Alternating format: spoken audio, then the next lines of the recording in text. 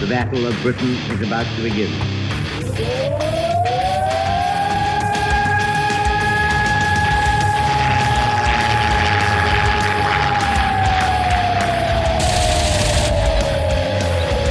We got Dixon up there.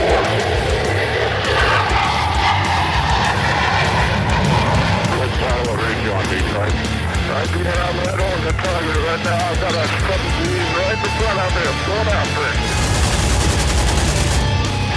Right, I got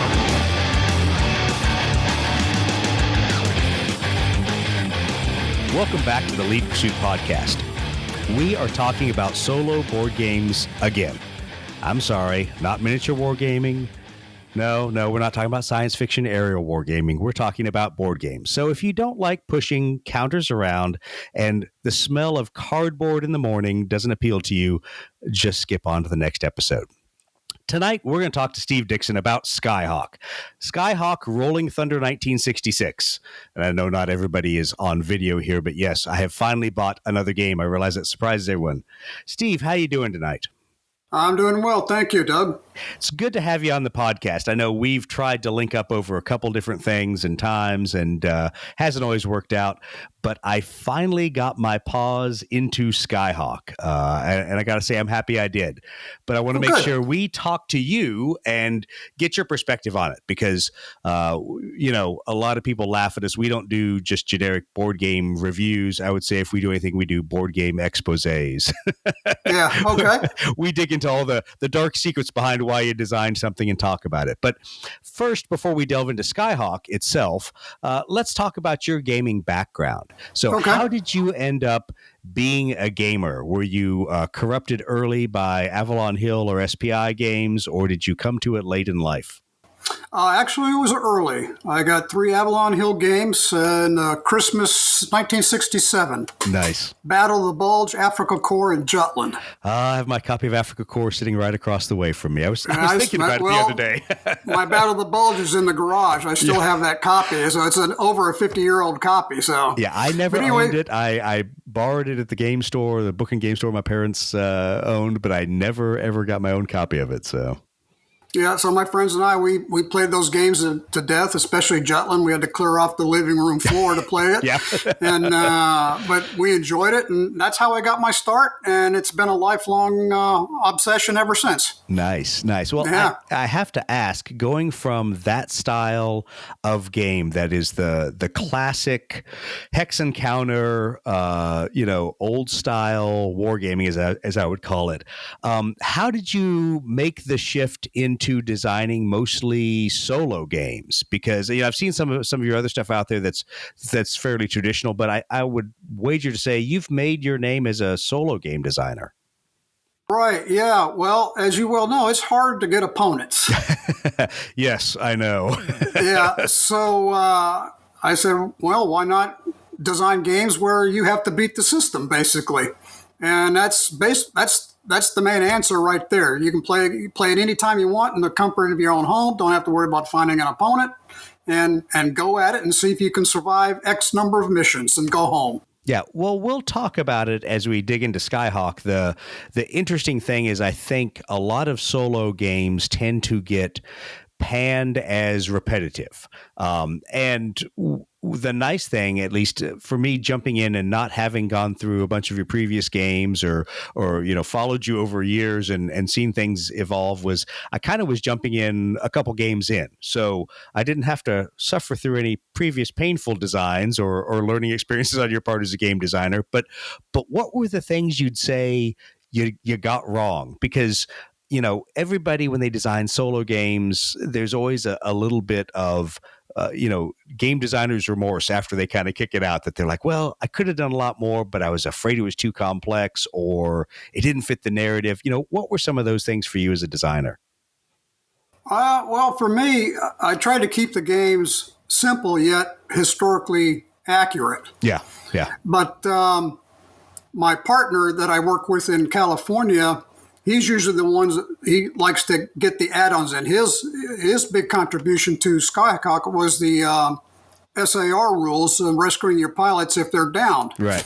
And it turned out to be a pretty good decision on his part to put that in there. It makes the game more interesting. Yeah, yeah. But other than that, on this particular game, there was nothing really special about it except for that added in. Of course, dealing with electronic warfare, we touched on that with Target for Tonight with the RAF strategic bombing campaign.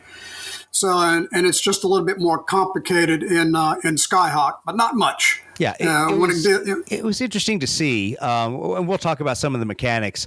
I think that's a part that either gets hand waved a lot of times by designers, or is just difficult for people to incorporate because it is. I'm going to use my big word for the night early. It's kind of esoteric, and not many aviators understand electronic warfare. Not many necessarily avionics technicians understand it, much less game designers. Yeah. So it makes it an interesting concept to work in there and to make it fun, and to then also but make it feel kind of thematic about it. Right. Yeah, we kind of simplified it a little bit because you have your in Skyhawk you have your electronic warfare aircraft, and you also have the SAM radars to contend with. What we didn't put in was the actual radar stations where the NV would lock in to your planes coming in and send the information to the SAM sites, who would then feed their computers and launch their, have a way to launch their missiles, and then you'd have to jam them. So we kept it simple, and by not putting in the main, we abstracted the main radar, basically, is what we did. Right.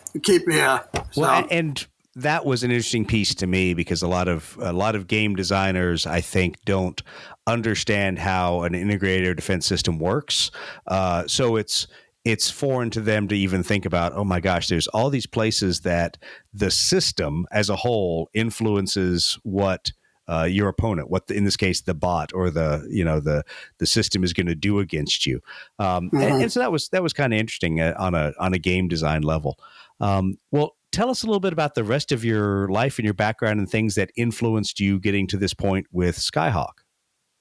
Well, my big interest is World War II, and up until Skyhawk, all my games have been on World War II subjects. B-29 Super Fortress, Target for Today, Picket Duty, Target for Tonight, and the soon-to-be released expansion for Target for Tonight was the bombing campaign in Italy. Right.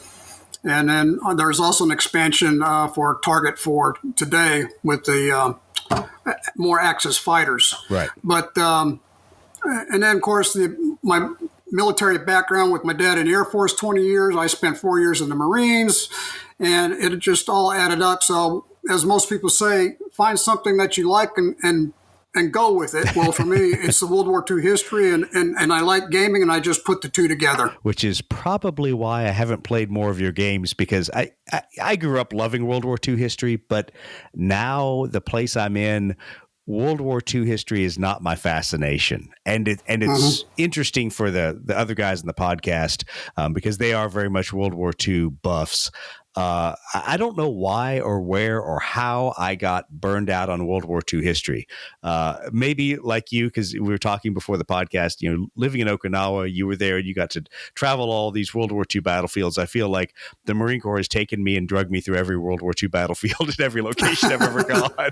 So maybe there's a little bit of the I'm tired of World War II there, but I've become a huge fan of Korea and Vietnam era aviation and 1960s aviation in general. I mean, I'm now looking over at my bookcase and all the Suez conflict books and things like that, because I think there's a lot from that period that just gets ignored at the historian level, that it's not, it's talked about big picture, but it's not talked about the individual aviation actions. They kind of wave it all together. It's like, all right, it's one big air war, and there's a lot of interesting stories there. And so that's what I enjoyed with Skyhawk, was I felt like I was kind of delving into that in a more detailed way than some other solo games about Vietnam aviation. Yeah, well, Skyhawk came about. I was reading a naval history on the Tonkin Gulf incident and then their participation in Rolling Thunder in the early years, and the fact they were taken off of carriers and that kind of thing. I said, well, this might be a pretty good idea for a game. And then I got to looking on the internet and I found a game called Able Dog, which is a print and play, which Sky Raiders over Korea. So I kind of liked the way that flowed, and I contacted the designer of that game and asked his permission if I could use some of his ideas or whatnot from his game and try to work it into the idea I had for Skyhawk. He said, sure, no problem. And I started working on it, and there you go. Yeah, I laughed because I didn't realize Able Dog had influenced you until I was reading the designer's notes at the end, and you mentioned it. And I said, wait a minute, I've looked at Able Dog, and I actually haven't played it, but I looked at it, I'm like, that's a really cool system. And so I laughed that I guess I should have done my research and actually played Able Dog early on. But it was fascinating to me that was one of the games that inspired you, because it seemed like that was a really straightforward system. And as I was playing Skyhawk, full disclosure, I've played it a whole one time. But as I was playing through it, I recognized things I'd seen in Able Dog and the flow and the overall flow of how the board worked and everything. And I said, okay, this is it's an understandable starting point. And so that it made it a little bit easier for me. Although I will pick on you now and go, my God, if I see another book of charts and tables anytime soon, I'm going to lose my mind. It's if it was a computer, it's detail. No, and I'm going to laugh. I'm going to pick on you a little bit because it is a lot of charts, and but it's. The fact is that's where the detail of the game comes in. And that's where the things that are not hand waved and not assumed as they are in a lot of other games, there are charts and rolls for the interaction of you with the SAM sites, you with the radars, you with the AAA, you with the small arms. So there's some detail there. Does it mean that I'm constantly flipping back and forth in a booklet? Yes. Is that my usual solo gaming? No. So I've had to get a little bit out of my comfort level and go, I had fun playing it, but it was not where I was used to be. Yeah. I'm used to pushing a couple chits and cards and counters around and going, woohoo, there's our game. We're done with the mission. So. Yeah. Well, when you're doing a solo game, there's probably different ways to do it. But for me, I find that you need the tables in order to have, that's the opponent, is the tables. Right. Well, and I think, to be fair, while I can pick on you for a book of tables, that, like you say, that's the interaction and that's the mechanic of how you versus the system is modified, because there's modifiers for weather, there's modifiers for, as we alluded to earlier, your electronic warfare. All those things are going to influence the effectiveness of the threat. On just even a most basic level, before you even get to the concepts of rolling for what your weather is, rolling for interference. I laughed about that one, and that the interference tables are anything from bad weather to presidential interference in picking the targets. The random events. Exactly. They were all the bad things that can derail your good plan, all lumped into kind of one table. But it to me, it was a different way to look at it, because most of the solo games I have played are very simplified. I hate the term dumbed down, because I think it takes something away from gamers who want something simple. But they're very simplified and things are very generalized, and interactions are not modeled. But what I liked about Skyhawk mechanically is there were lots of things that were modeled, and thankfully they weren't simulations. So it wasn't like playing Birds of Prey or Air War, where everything is a simulation of how that system works. It was a simple model, and it was, hey, here's your chart, here's your modifiers, and you could rapidly kind of figure out how the threat's going to behave, how things are going to go. So you knew how to react. To me, even with all the charts and tables, there wasn't a steep learning curve to Skyhawk after I went through the first iteration of being attacked by all the threats. Then I'm like, okay, now I got it. So, I really enjoyed that. Now, so let's back up a little bit. We talked about Able Dog influencing you. We talked about the overall inspirations for the game. How did you, in a sense, set upon Rolling Thunder 1966 Skyhawks? Because you alluded to the fact that there's some cool carrier operations. They're participating in the early phases of the Vietnam conflict. But how did you decide to put the stake in the ground there versus all of the other Vietnam aviation things that are going on? All my previous games have been land-based. So I said, and I like I like the action from the carrier as I was reading. It hadn't, as far as I know, it hadn't been done before. Yeah. So I said, why not? And so I just randomly chose a carrier that was out there and tracked down one of the squadrons that was on the carrier, and that's how we came up with the Franklin and VA 21 or whatever. I can't remember what it was right now. Well, so and that's where that's the cool thing, because there is carrier interaction that you don't see in a lot of other games. There's the danger of recovery mishaps. There's the danger of how is fuel going to impact you on your recovery cycle. And once again, these things are all modeled; they're not simulations, which I think is a good choice. Sure, is there a level of detail there? Yes, you're going to take modifiers, you're going to apply them to a landing mishap table, and you're going to roll some dice. But it at least gives you the realization that things could go perfectly swimmingly until the recovery, and I could still lose my pilot, lose the airplane, basically fail this scenario, this mission, because of something that happens to a totally even undamaged airplane coming back aboard the carrier. There's always a danger there. So, both you and I come from, Marine Corps aviation backgrounds.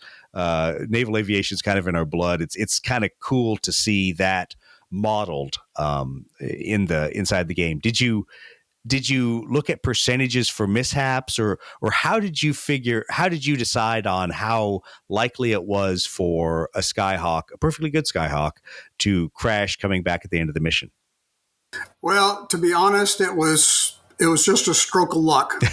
I tried looking for the information. I couldn't find anything really accurate enough, I guess, or comprehensive enough. So we just took a best guess. Good. Well, and I laughed because I looked at it and I'm like, that seems pretty low for the probable chances of crashing a perfectly good airplane. I'm like, but I like that because I don't know that I want to play the actual level of mishap danger that was out there, because aviation at that point, as you and I both know, and a lot of our listeners know, was undergoing a lot of change. They had just started the NATOPS program probably 10 years prior. They're just standardizing things. Angled deck carriers had just come in years prior, so they're still figuring out this whole naval aviation thing. Oh, at absolutely, that point. So, absolutely. Especially for jets flying. They're flying fixed, propeller aircraft patterns with jets.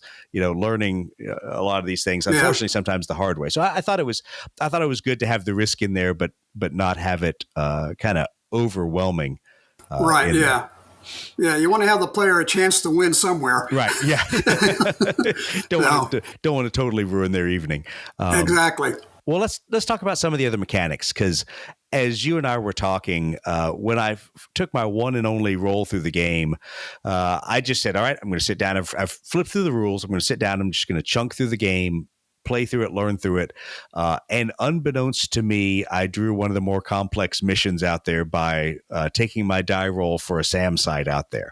But it gave me a good chance to work through a lot of the different mechanics and a lot of the different models you would put in there, or I should say, the additional threats out there. Because in Skyhawk, everything kind of starts when you begin your target run. I mean, you obviously launch from the carrier, you have all of your other supporting aircraft, but once you start that target run, and since it starts this recurring habit of the threats look at you, your supporting aircraft have a chance to engage, suppress, or knock out those threats. And this just kind of keeps happening for about 4, possibly 5 cycles, depending on if you decide to come back to the target area.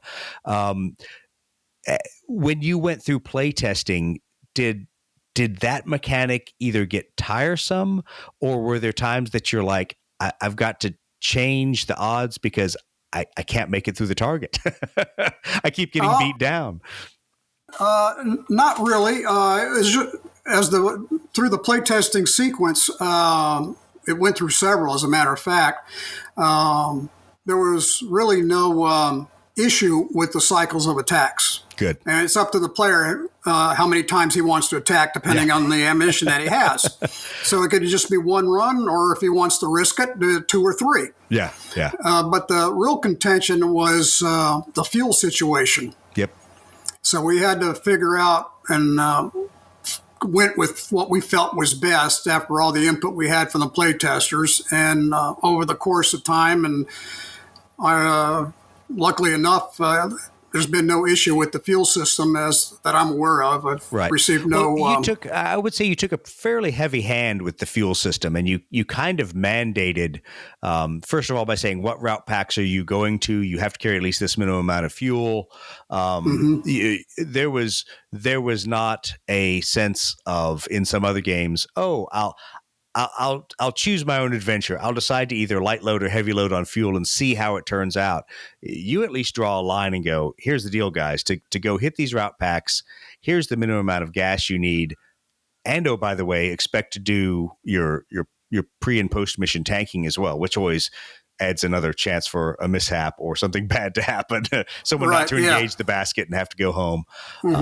But I thought it was, in my opinion, it was surprising to me. I'm not used to hitting kind of that hard red line in a game, but it was the funny thing. You'll probably laugh at this is as an aviator, it was very easy for me to go, oh yeah, I got to go to that route pack. I'm taking 2 external tanks, putting them on the wings. Got it, easy. It was like, as we used to always say, a standard conventional load. You knew that certain areas you're going to, these were your fuel loads, and so I just kind of defaulted to that. For the system, and it didn't really impact my munitions choice. So I ended up with a SAM sight. It probably is no surprise to you as an F-18D guy, as a big A little F guy. I loaded up with 2 Shrikes on the wingtips and a MUR full of Mark 82 Snake Eyes on the center line. There you go. So I was like, if I can't get it through wizardry and smart aviation with Shrikes, I'm just going to roll in and bomb them with 682s. That actually is how I ended up killing the target. Ironically enough, I did enough damage to suppress it in the first shot, but then had to roll back around and kill it with the Mark 82s. There you go. All right. Maybe not the most tactical answer, but was very much a Marine Corps. You got the job done. Yeah, exactly. I'm going to go through with a hammer. I probably could have done it with a scalpel, but I'm going to do it with a hammer. So there you go. I enjoyed that because one of my points I was skeptical of going into the game was, I'm like, all right, I'm going to see how he models weapons, and I'm going to see how damage effects of weapons are. And obviously you have super simplified it. You're not trying to take each of these weapons and model some very unique capabilities. But the fact is you felt rewarded because at least for me, it felt like, okay, the effectiveness of my Shrike was what I cared about. It did what I was supposed to do. It knocked the radar side offline. But now I've got to go and finish the job, which means now I have to go back through that entire threat package evaluation, coming back in for my reattack, which was good because it's very thematic. But then I was able to obviously roll in low altitude, release the Snake Eyes, and get a overwhelming amount of damage onto the SAM site.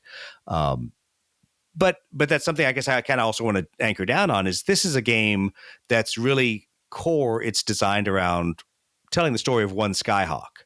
You're really talking about that one player airplane. There's a lot of other aircraft that are out supporting you, and you can go fly a 4-ship or a division, as we say in the Navy and Marine Corps.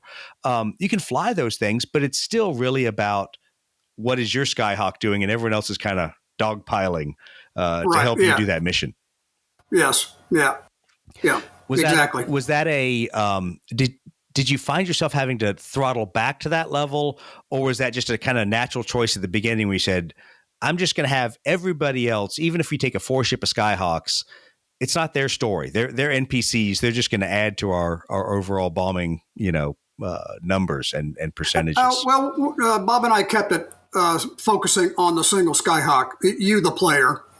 And to make it interesting, we added in the division rules to keep it interesting. And then you can also play a campaign where you're managing a whole squadron if you wanted to. Right. So I saw that and I laughed. I'm like, yeah, I don't have time for that. I'll get to that. I'll get to that over summer break or something. I'm like, I won't get to that anytime soon. Yeah, some surprisingly some do, and they've played it, and so far the feedback's been good. But it's always been the focus, you against the system, and we keep it that way. Even in our other games, it's you against the system. Well, and I can see how a player would go through the first time and say, all right, this doesn't feel realistic to me because I'm coming back around to kill the target in multiple passes because I'm the only Skyhawk out there. And then they go, all right, I just want to go play the 4-ship because then the odds of me being able to do a successful amount of damage to that target with a 4-ship versus a single makes for much more of that, as we would say, the one pass haul ass kind of engagement through the target area. But, once again, there's a risk there. So players that pick up Skyhawk, they got to understand, you take a division out there, guys might not tank, and the guys might have a system failure. And, there's one point in the rules you even talk about, you make the decision, do you send somebody back to the ship by themselves or do you send a wingman with them? There's real world constraints that are hard to put into a game and to make it, in a sense, balanced. But I think it's a good thing to leave it up to the player and go, it's your story. You tell it how you want. Do you peel 3 and 4 off to go back to the carrier together and 1 and 2 continue, or do you play it like a game and go, yeah, whatever, 4, you're broken, go home by yourself? Right, exactly. Yeah, it's up to the player. We could write a rule for everything, but then you end up with a rule book 50 to 60 pages. Yeah, and I think that defeats the purpose of a solo game because once again, you're telling a story, you're by yourself, you have an automated interaction in a sense. You really don't want more rules because more rules are going to slow that down. And I think at some point it becomes kind of a negative barrier to people playing the solo game multiple times. Right. Because my experience, I've played a few solo games that are rules intensive. And while I walk out of it 3 hours later going, wow, that was a game. I enjoyed it. There's not oh, wow, I really want to jump back in and play. And I'll be honest, I have that with Skyhawk. Do I want to go back through the tables again? I'm still going to jam a pen in my eye going through all the tables, but I want to go through because I want to try different targets. I want to try, different ordnance loads. There's a desire to replay it to see what the rest of the system has to show. So I think that's a good thing. I think that's what you as a designer, should strive for. But it's just funny to me that some complex games don't get that. People play through it once and go, wow, that was kind of tough. I'm good. Game goes on the shelf or goes to get sold to other people and they never really play the full depth of the game. Or they buy it and put it on their shelf at home and keep it forever, like a lot of people do. I'm looking over, not a solo game, but I'm looking over at Red Storm and its expansion and Elusive Victory, which are games that I really want to play. And I don't find the system overly complicated. It's a big system to play. And so it's not something I can pull out and even play through solo and play both sides of the game because it just takes a lot of interaction to get through it. So but that's kind of where we are as game purchasers anyway. We always buy a bunch of games that may or may not actually move from shelf to table. Right, exactly. Yeah. As I'm looking at my copies of Ogre and Ogre Battlefields that I just picked up a few months back. So I got to get those classic games back out there. So Oh yeah. Maybe one of these days. Well, let's talk a little bit about the game flow. We alluded to it that it deals generally with getting you from the carrier, getting you into the target, this 4 or more step phase through the target, depending on how many reattacks, how many passes through you make, and then you get off target. But I think one of the important parts about the game flow is the allocation of those support assets. Because for right or for wrong, I had some good die rolls to start with, and I knocked out some threats early on, which was probably That's always good. Yes, yeah, exactly. It is. I didn't feel like I was fighting against the entire North Vietnamese army trying to shoot me down. But what was funny to me, and this is probably how you intended it, is the stupid MiGs were the thorn in my side. And I ended up, suppressing radars, but the stupid MiGs shot down my F8s. Then they shot down my F4s that I re-rolled from the AAA suppression. The SAM, as I suppressed it, or it shot down my EA6 Alpha, which then I had to suppress with the F4s before they got shot down by the MiGs. I went through every single one of my support aircraft except for the E3 or the Oh, AA-3 you had whale that some, was up there. I had a great roll. I had four support aircraft, but I literally lost everything except for my EW aircraft to the MiGs. Oh, wow. So they You chewed had a hard, everything up. that was a hard first mission. And that's why I was laughing. I'm like, this is probably not how it's supposed to go. But the good thing was it rolled me through every part of the rules to include the MiG engagement rules. And so I got to go through all that and see how those all work in there. And it was sure, it was frustrating because, of course, you want an easy first game that you're going to walk away from high five yourself and go, that was fun. Let's go play that again. But the good part was I realized that the things you'd written in for the MiG rules, it could be a very vanilla mission. MiGs could get dispersed and you never have to deal with them and you never see them, or they could take out whoever your MiG cap is and they could be in your chili from the beginning. And so I actually, ironically enough, I don't care so much about the SAM interaction and some of the other stuff. I really want to go back and play through the MiG interaction and force myself to have to decide, do I jettison? Do I fight the MiGs? What do I do? Because that interaction was good. I will say I laughed because it was the second caveat I got to. The first caveat had been, hey, here's how you kill a target, unless you've got the SAM target.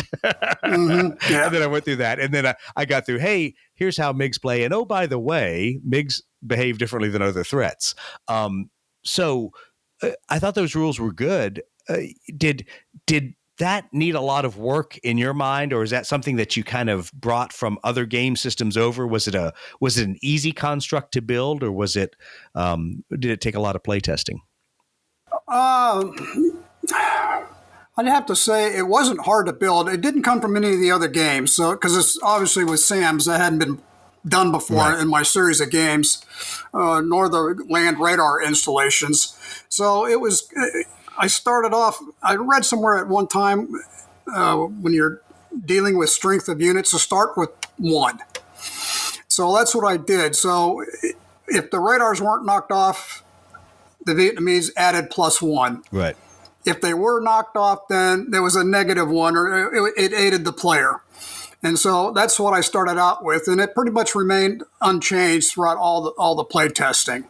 It was just a matter of making sure we had all the tables correct to make sure the right modifiers for the tables. Yeah. But when I play the game, usually, since you don't have that many assets to begin with, I focus on trying to suppress the MiGs and the SAMs first, and I kind of leave the radar alone because radar in itself can aid the MiGs and it can aid the SAMs. It can't really do any damage to your plane per se. Exactly. So I go after the MiGs and I go after the SAM sites, try to suppress them. Then I can go in and hit my target without being bothered. Yeah, doesn't always work though. Yeah. I was kind of laughing because I did apply the EA6 to the SAMs, and that wasn't. That roll just didn't work, and it was purely the luck of the dice. It wasn't, as you know, it's the wrong choice. It's literally what you have that you can put it against those assets. And so it was funny that right off the bat I lost that, and I'm like, well, that didn't really go out as I planned. Right. Yeah, that can happen. Yeah, it can happen. But it was that was an interesting just way of looking at it, because I know a lot of games, at least that I've played recently, aerial war games that have tried to model multiple threats. You just don't do a good job of making you pick and choose what you want to suppress or what you want to keep out of the fight. And so I thought that was something you did really well in there, was that generally, unless you're lucky like I was and you roll high enough to get 4 assets, you're not going to be able to engage everything on the first turn. So you're going to, you have to pick and choose. Yeah, exactly. Yeah. You're never going to have enough unless you really get high up in your support aircraft. You get 5, you get 6, then you might have some leeway. But when you're at 4, yeah, I still burned after what can hurt you. 3 of my 4 in the mission. Yeah. So wasn't a good day for the F8s or the F4s or the EA6, but that's one of those things. Okay. You alluded to some of the other modules and pieces that I haven't had a chance to play through. So there's obviously a search and rescue kind of model in there. There's also different missions. So you aren't just constrained to Navy targets. You can go fly Air Force route packs, and you've got an entire series of the target list for the Air Force route packs. You've also got the MAC-V targets. So you got kind of some conventional CAS interdiction kind of targets in there. Yes. Were those late adds, or were those things that that from the beginning you said, I want to kind of let the player branch out after they've played a mission or two and kind of started to figure things out? Actually, all those targets are part of the Joint Chiefs of Staff 95 list. Those are all actual targets. So that's what we use for the base of all the targets in the game. So what you have in that list were actual targets brought up on that strike list that actually were targeted. So those targets were in from the beginning. So as the player gained experience, he could, like you said, he could branch off, and the game is really adaptable. If somebody wanted to, hey, I'm gonna make some Phantoms, and Air Force Phantoms or Marine Phantoms, and make their own game with that. Well, you laugh because you're bringing up exactly kind of where my brain went to at first, and I'm going to blame your cover art, from now passed on Roy Grinnell, amazing artist. But I laughed because I looked at this A4, and the first thing I looked at, I'm like, I don't recognize the paint job. I looked at the tail letters and I'm like, well, that's a Whiskey Kilo. And I know that was VMA 224 out of July. I'm like, boy, this is a carrier-based game. And then I look at the tail and it says Navy and Marines. And then so I finally did the research and realized it was a commemorative, painting he did for all of the Skyhawk operators in Vietnam. But it's just so funny because when you say Skyhawks in Vietnam, I think of the carrier guys, but being a Marine aviator, I immediately think of all the A4 guys in Chulai and those places and Operation Starlight. So as soon as you put the MAC-V targets in there for me, I was like, I'm going to go play this as a land-based close air support one. Well, you certainly could. You certainly could. I'm going to totally take his system and totally do something he probably does not want me to, but just to have the fun of doing that because that's kind of our collective history as Marines and the things that we're used to and the stories we've heard relayed to us from the aviators and the Marines before. So I'll have to see how that works for my next mission because I think I may try land-based and just make some tweaks to the launch and recovery and see how that works. Yeah, there you go. Well, that's cool. Certainly could. Yeah, you could. And I enjoy games that give especially solo, that give the player the freedom to make it his or her narrative, because that's kind of why you're playing a solo game anyway. You don't have an opponent. You're not striving for that perfect victory. So let it tell the story and see what cool things you can come up with. And so I've got to work my way through the target list, see what fun things I can run across, and what challenges that are hiding in there in those tables for me. Yeah, the challenge in that target list was finding the exact locations of some of those targets. It appears to have been multiple names, the same name for different towns throughout the area. So trying to pin down that one location for the right zone was tough. Yeah, well, and I can imagine that when I looked through the target list and realized that you'd put the individual route packs and all those things in there to really sculpt what you were getting by being assigned that target. That was a level of detail I think a lot of people may not realize how difficult that is, and especially when you're dealing with target names, town names that are, first of all, foreign names, but may also be misinterpreted or anglicized when the target list is made. That's there's all kinds I went so far as to find period maps, aviation type maps, navigation maps to see if I could find the correct location on some of those targets. It was tough. Yeah, it was tough. I know exactly what you're talking about because some of the work that we did when we were working for the Blood Red Skies Vietnam piece, just some of the research I did trying to go back in and you try to pick out some of the names. You're like, I actually have no idea where this is in North Vietnam, and none of the flight data or mission data helps me. So yeah, I feel your pain on that one. Yeah. I've gone through that level of research more than once. Okay. Well, is there anything else about the game itself you really want to talk about or that you want people to sit up and take notice of, whatever secret Easter egg you put in there that's really your favorite part of the game? There's nothing really. The game so far, the feedback that I've received has been good. A few rules questions, not many.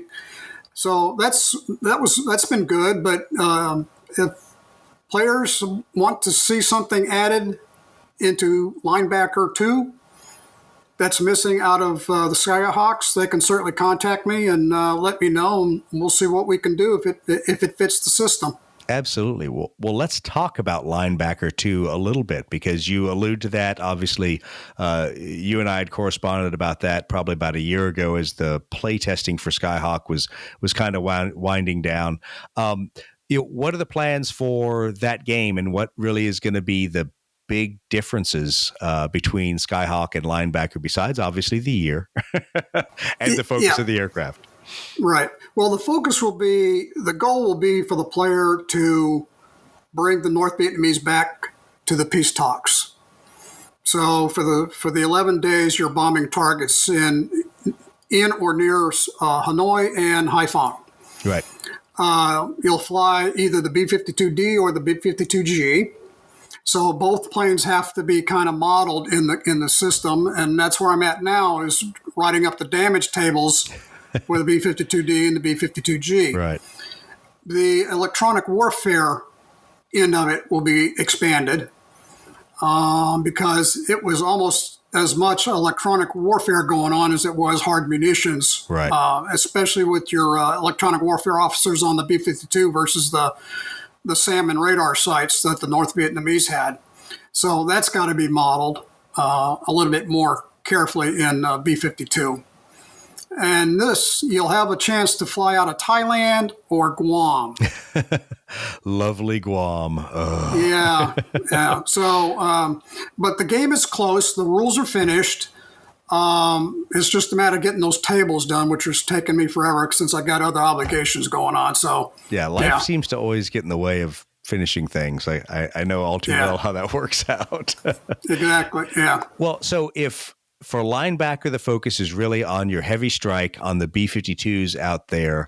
Are all the other support aircraft going to be similar to how you did with Skyhawk, where you're putting MiG caps out there, you're putting defense suppression teams out there, whether it be EA6s or 105s or F4s going out there in those roles? Is that all going to be recognizable to a Skyhawk player? Or is it a different That's model? going to be expanded too. You'll still have your support aircraft, but there's certain aspects of the B-52 missions that have to be modeled.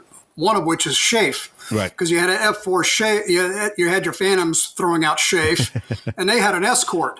Yeah. So now you have two different types of planes you're going to have to work into the rules there. What is the chafe plane going to do itself, and what is the escort going to do? Right. So you have those things to model, and the B-52 had chafe, so that's going to be modeled. So, but you'll have your F-105s. You're going to have, of course, your intruders. You're going to have your Phantoms, Air Force and Navy, and Marines, Marine aircraft too. So there's going to be a lot more. Well, that's why I always laugh and remind people, because they tend to forget it, was that the EA-6As were all Marine aircraft. And that even when the Navy needed that strike support, they called on Marine EA-6As to do that, because they didn't obviously have the EA-6B all Navy design yet. But, modeling the electronic warfare for the buff, I'm sure is challenging on your end, because even today, there's probably still not a lot of information put out there in easily accessible sources about the impact of electronic warfare from those aircraft on the SA-2s and on the GCI radars and everything else that were out there. Yeah, the books I'm using for that are the pilot manuals. Yeah. I got manuals for both. And there's also a manual for the navigation and warfare systems, too, that I'm using. But I found interesting that there was a tactic that they use called burn through, where they try to override the signal on the NVA radars to try to jam them. But you run the risk of frying up your electronics if you do. So that's going to be in there. So, yeah, you can try it, and it more than likely will work, but you run the risk of losing your electronics for a while. Right. Yeah. So it's just another decision the player has to make. Yeah, I think a lot of times electronic warfare decisions aren't modeled in detail. I know when Phil and I worked talking in the earliest phases for Eagle and Fulcrum Leader, both are probably our beeps and squeaks kind of backgrounds made us, want to make sure that electronic warfare was modeled. But it was one of those things where we said it's got to give tactical decisions, but man, we really don't want people having to think too much about this. Right. Yeah. Because it can get very boring very fast. But you want people to say, okay, what am I gonna give up to do these kind of things? And obviously each game has its own economies. They have, if it's a leader game like we're designing on, you have stresses in economy. Obviously it's different inside Linebacker. So you've got things that you obviously will make trade-offs with. So I think that'll be fun for us to see when it comes out, how the EW mechanic gives you a couple things to offset. Yeah, we're getting there with the game. It's just taking some time. Always put the shameless plug in. If you need more playtesters, Lead Pursuit is always here to help. Well, I got a list on compiling, so at some point we'll end up getting to it, but it's still a ways off. Oh, yeah, that's fine. We're patient. Yeah. I laugh because I've got so much stuff on my table right now that I need to dig through. That's the other reason why everyone keeps saying you need to do more gaming reviews. I'm like, no, I need to actually play the games that I'm going to try to review, much less do the reviews. I want to get through and get the play in. Okay, well, let's talk about a couple other things real quick before we close. Working with Legion Games, you've obviously published a lot through those guys. They've been my only publisher. Yeah, let's give them a shout out. So absolutely. What has it been like working with those guys? What are the things they've really helped you enhance in the games? Where's that relationship really been? My other big word of the night, symbiotic. Where have they really helped you out? Well, I do my own artwork, and I'm not the best artist in the world. So they do a great job with his group of artists that he farms the work to. They've done a fantastic job with the artwork and the components. And Randy has been great with doing the layouts with the rules that we send him along with the tables. So it's been a good working relationship, and he's just getting ready to retire from his real job if he hasn't already retired. So he can devote his full time to the gaming industry now. Well, that's good. Yeah, this is the first Legion game I'd picked up, and I was super impressed with the quality of the components. The rule books and everything were easy to flip through. Yeah. Great map board. So please pass on to the guys at Legion. I thought they did a really good job with it. And so for my first, hands on one of their games, sure, there's a rata thing. Sure, there's stickers to put on counters, whatever. Everybody has something that slips through the proofreading piece. But I thought it was high quality components overall, and was really impressed with at least what I got for the money as the quality of the game itself, just the physical quality of it. I've got several other games that they've done besides the ones they've done for me, and the quality, the maps and the counters, all the stuff has been top notch. It's all been good. Absolutely. Well, cool. Well, let's talk about where people can find you on the internet, because you're not in all necessarily the same places that some game designers are. What's the best way for people to contact you? They can contact me through my website at stephenkdixon.com. Perfect. Yeah, that'd be the perfect way to do it. Yeah, exactly. He won't be on Board Game Geek. He's not on Consim World. I can't. I don't have the time, unfortunately. Trust me, I understand. Those can become absolute time sucks as you get in there and either respond to questions or go down rabbit holes of different things. So, totally understand that. You drop Steve a line on his website. Best way to find him, and give him some feedback about the game. Let him know what you guys liked, what you didn't like. Also, at the same time, let Legion know about the components, things that you thought worked out well, things that didn't. Personally, I was super happy with the counters. I laughed. Maybe that must make me an old guy who remembers the percentage of how many Avalon Hill counters you'd punch out and rip them, and didn't have that problem with Legion's counter sheets. So that won me over there. High quality counters, easy to punch out. But I really want to thank you for coming on, talking about Skyhawk. We're obviously going to do a couple more shows with you, talk about some of the other efforts that you've got in there. And when Linebacker comes out, we're definitely going to talk about that and hopefully get a couple quick playthroughs. All right. Sounds good. Well, thanks for being on the show. And I would like to remind all of our listeners, please like and rate the podcast out there. That's how other people can find the podcast. That's how we realize what you all like and don't like, and we blatantly ignore what you don't like. we go right on from there. So with that being said, we'll talk to you all in the future and keep climbing for advantage.